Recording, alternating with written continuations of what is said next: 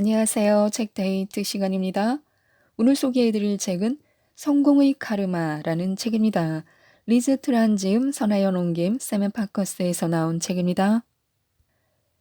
이 책은 진정한 부와 행복을 끌어당기는 압도적인 성공 법칙에 대해 알려주는 책입니다. 성공의 카르마는 오직 나만이 할 수 있는 직관의 기술과 내면 소통의 기술로 만들어내는 긍정의 결과라고 하는데요. 몇 가지만 소개해 드리겠습니다. 어제로부터 배우고 내일을 믿으며 오늘을 산다면 우리는 얼마든지 나아질 수 있습니다. 지금 이 순간에 충실히 존재하며 열린 마음으로 깨어 있다면 무엇이든 다 가능해집니다. 지난 시간을 돌아보며 일어났던 일 혹은 일어나지 않았던 일에 대해 너무 연연하지 말아야 합니다. 과거는 중요하지 않습니다. 과거는 오늘의 내가 아닙니다. 그저 과거일 뿐입니다. 우리가 꼭 해야 하는 일은 단 하나, 자기 자신을 어제와 다르게 보기로 마음먹는 것입니다. 그러니 만약 지금과는 전혀 다른 것, 지금보다 나은 무언가를 원한다면 당연히 자신을 바라보는 방식 역시 새로워져야 합니다. 내가 될 수 있는 건 나뿐입니다. 우리는 누구나 자신의 일부이지만 성공과 어울리지 않기 때문에 덮어버리는 그 무언가를 가지고 있습니다. 우리는 무언가를 숨기는 것이 승산을 높이는데 도움이 된다고 생각하지만 실제로는 그 반대입니다. 나를 나이게끔 하는 것을 숨기면 나를 빛나게 하는 탁월함 역시 묻히게 됩니다. 내 삶으로 들어오는 진정한 성공을 막는 셈인데요.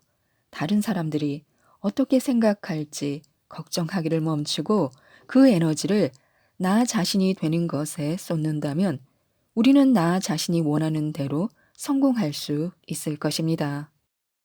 성공을 만나기 위해 시각화를 하는 것이 좋은데요.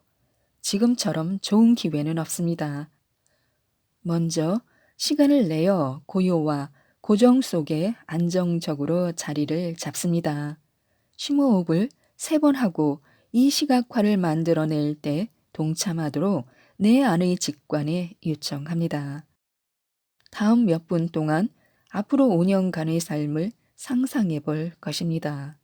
5년 후면 몇 년이 될지, 그때 나는 몇 살일지 생각합니다. 이제 원하는 모든 것을 가진 모습을 그려보고 꿈꾸는 삶을 산다고 상상합니다. 그리고 그 삶은 자신이 열심히 일하고 다른 사람들이 지지해주고 수많은 행운이 함께하여 이루어졌다고 생각해 봅니다. 다 끝낸 후에는 종이 한 장을 꺼내 모든 내용을 적습니다. 그런 다음 현재형으로 모든 것을 술술 흘러나오게 합니다. 기록을 마치면 다시 읽어보고 소리내어 읽으면 더 좋습니다. 꿈을 너무 막연하게 썼다는 생각이 들면 다시 돌아가서 정확하고 구체적으로 원하는 바를 진술합니다. 예금 계좌에 정확히 얼마가 있는지 금액을 말합니다. 어떤 집에 사는지 상세하게 밝히는 것입니다. 자신의 비전을 고백하면 됩니다. 무언가를 원한다면 원한다고 말해야 이루어집니다. 팬케이크를 원한다면 팬케이크를 요청하고 깨달음을 얻고자 한다면 황소를 구하지 말고 내가 원하는 바를 말하고 그 점을 분명히 하는 것입니다. 종이에 적은 꿈은 확정된 것이 아니라는 것을 잊지 말아야 합니다. 오늘 바라는 것과 1년 뒤에 바라는 것이 같지 않아도 괜찮습니다. 삶의 경험이 변하면서 욕구가 진화하는 것은 자연스러운 일입니다. 오늘 블루베리 팬케이크를 먹고 싶었다가 내일은 크레페로 바뀌어도 괜찮습니다. 이렇게 한번 해보시기 바랍니다. 나의 비전을 다듬은 뒤에는 일기장을 꺼내고 빈 페이지의 맨 위에 나의 비전이라고 적은 다음 모든 것을 씁니다. 종종 꺼내서 읽어볼 수 있게 귀퉁이를 접어서 표시해 둡니다. 마지막으로 캘린더에 6개월마다 반복되는 일정 알림을 설정해 두고 비전을 수정하는 시간을 갖습니다. 이때 원하는 대로 자유롭게 무엇이든 더하고 뺄 수 있음을 유념합니다. 나의 비전은 나의 것, 오직 나 혼자만의 것입니다. 비슷한 걷길이 끌어당긴다는 것을 알아야 하는데요. 내가 즐거울수록 내 삶에 즐거움을 견인할 만한 이유도 많아집니다. 반대로 내가 불평할수록 삶에는 불평할 이유가 더 많이 생기곤 합니다. 감사는 삶에서 행운을 부르는 가장 큰 요인인데요. 견인의 법칙이 서로 비슷한 걷길이 끌어들인다는 뜻임을 떠올린다면 내가 삶에서 가진 것에 대해 더 감사할수록 더 많은 자산이 나에게 올 것이라는 이치가 됩니다. 감사의 실천을 자신의 근거이자 중심이 되는 표현으로 활용할 기회도 있습니다. 하지만 우리는 삶에서 감사와 비슷하게 생긴 것조차 찾기 힘들다고 느껴지는 순간 역시 경험해 봤습니다. 그것은 공경입니다. 감사는 빛과 같은 방식으로 작동하기 때문에요. 우리의 환경이 화창할 때 그것을 더 환하게 만들기는 쉽습니다. 방을 가로질러서 전등을 켜면 더 많은 빛을 만들어낼 수 있습니다. 하지만 칠흑같이 고통스러운 어둠 속에 살고 있을 때는 바로 앞에 있는 손도 보이지 않습니다. 나는 스튜디오 문을 닫던 바로 그날 감사 실천을 시작했습니다. 매일 밤 잠자리에 들기 전에 나는 할 수 있는 한 많은 것에 감사하고 설령 별로 중요해 보이지 않더라도 감사했습니다. 그리고 그것이 나를 변화시켰습니다. 좋은 일을 기록해야 한다는 책임감을 느끼다 보니 저절로 사소한 즐거움의 순간을 알아차리는 훈련을 할 수 있었습니다. 이 새로운 렌즈를 통해서는 감사할 일이 너무나 많았는데요. 2달러짜리 커피를 샀을 때 나는 그럴 만한 여유가 있는 것에 감사했습니다. 나는 남아있는 소수의 고객에게 감사했고 직업적으로 관계가 있는 사람들에게 감사 노트와 선물을 잔뜩 퍼부었습니다.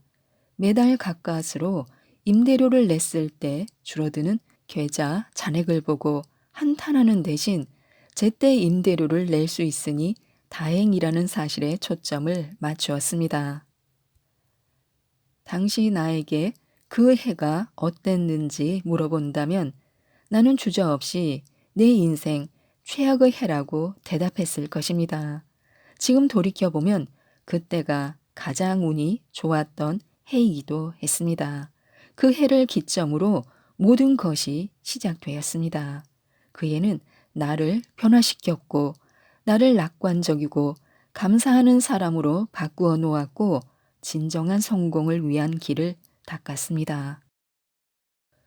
부자가 되고 성공하고 행복한 삶을 만들기 위해서는 좋아하는 아침 일과를 만드는 것이 좋습니다. 우리의 에너지 수준은 하루 동안 자연스럽게 감소합니다. 하루를 기분 좋게 시작할 수 있지만 차가 늦게 오거나 회의가 오래 진행되거나 직장에 있는 누군가가 무례하게 굴기도 합니다. 우리는 이것을 알고 느낍니다. 일과가 반쯤 지나면 피곤해집니다. 처음 시작할 때의 활력은 조금밖에 남지 않습니다. 그래서 일과가 시작하기도 전부터 할 수 있는 한 모든 긍정적인 에너지를 저장해 두는 것이 중요합니다. 하루를 5점으로 시작한다면 점심시간쯤에는 0점이 되어 있을 것입니다. 하지만 10점으로 시작한다면 오후에도 여전히 에너지가 있을 것입니다. 저마다 좋아하는 아침 일과가 있을 텐데요. 내 고객 중에는 아이스 커피 마시기나 소설 읽기, 자전거 타기 또는 산책을 즐기는 사람들이 있습니다. 나는 매일 아침 옷을 갈아입고 초고속으로 아침을 먹습니다. 그래야 남은 45분 동안 필라테스나 프라나야마를 하고 남편과 대화하거나 내가 좋아하는 다른 것을 할 수 있습니다. 그렇습니다. 긴 시간이지만 노력한 것 이상의 가치가 있습니다. 탱크를 가득 채우고 출발하면 어디든 갈 수 있습니다. 인생을 살다 보면 12가지 기쁨과 12가지 슬픔이 있기 마련입니다. 작가 게이 핸드릭스는 활동을 나누는 네 종류의 양동이가 있다고 설명합니다. 우리가 직장에서 하는 모든 행동은 천재성, 우수성, 능숙함, 무능력, 이렇게 네 개의 양동이 중 하나에 들어갑니다. 우리가 가고자 하는 곳은 천재성의 영역이며 우리의 목표는 진정한 성공을 만나는 것입니다. 이 일은 무한히 매혹적으로 느껴지는데요. 이 일을 하다 보면 시간이 멈춰버린 것 같지만 순식간에 지나가 버리기도 합니다. 우리는 바로 이 일을 하기 위해 이 행성에 보내진 것입니다. 직장에서 에너지를 증폭시키는 가장 효과적인 방법은 이 천재성의 영역에 가능한 한 많이 머무는 것입니다. 우리가 항상 그곳에만 있을 수는 없지만 시도하지 말아야 한다는 뜻은 아닙니다. 우리의 정신 건강을 위해서 시도해 봐야 합니다. 하루의 10%를 천재성의 영역에서 보내는 것으로 시작하고 시간이 지남에 따라 그 비율을 늘려보는 것입니다. 비율이 높아질수록 자신이 얼마나 행복해지고 효율적으로 변하는지 알게 될 것입니다.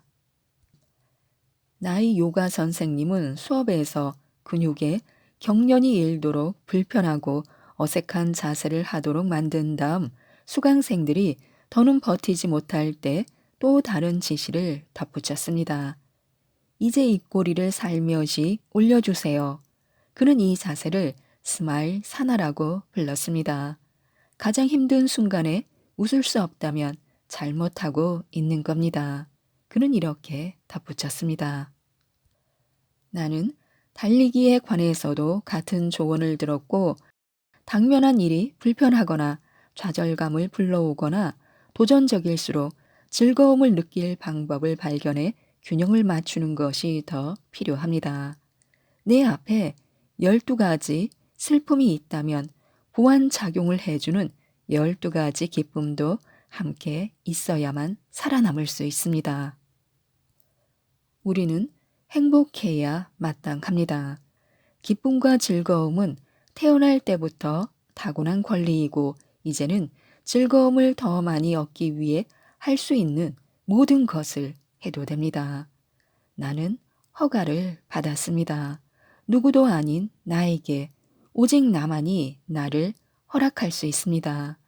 내가 이 사실을 깨달았을 때 모든 것이 바뀌었습니다. 첫 5시간에 안 해본 걸 다 해볼 것을 권합니다. 장애물을 기회로 바꾸는 다음 단계는 7번 넘어지고 8번 일어나는 7.8기를 실천하는 것입니다. 첫 5시간은 가장 힘든 시기입니다. 뭐가 됐든 우리가 배우고자 하는 것을 그 어느 때보다 형편없이 하고 있을 시간이기 때문에요. 만약 처음 5시간 동안 쓰러질 때마다 일어나겠다고 마음먹으면 우리는 벼랑간 무엇이든 할 수 있고 무엇이든 배울 수 있으며 꿈을 이룰 수 있게 됩니다. 천재성을 실현하는 과정에서 우리는 처음으로 해보는 어려운 일들을 많이 겪게 될 것입니다.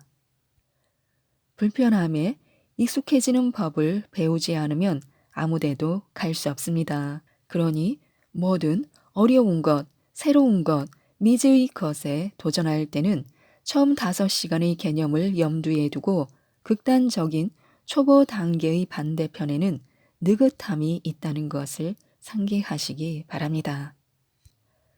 형편없는 실력을 자책하는 대신 시작한 용기를 스스로 자랑스러워 하는 것입니다. 우리는 실패하는 것이 아니라 용감하게 시도하는 사람입니다. 서투른 것이 아니라 점점 나아지는 사람입니다. 고수가 되는 데는 1만 시간이 걸릴지도 모르겠지만 초보자에서 벗어나는 데는 단 5시간이면 충분합니다. 그 힘든 과정에서 가장 중요한 것은 바로 시작하는 것입니다. 지금까지 이 책에 대해 말씀드렸는데요. 내 인생을 타인이 결정하게 두지 말라고 합니다. 내 안에 잠재되어 있는 성공을 발굴하는 법을 통해 모든 분들이 성공하고 부자가 될 수 있도록 이 책 성공의 카르마를 꼭 한번 읽어보시고 모든 분들이 행복한 부자가 되셨으면 좋겠습니다. 이상 책데이트였습니다. 감사합니다.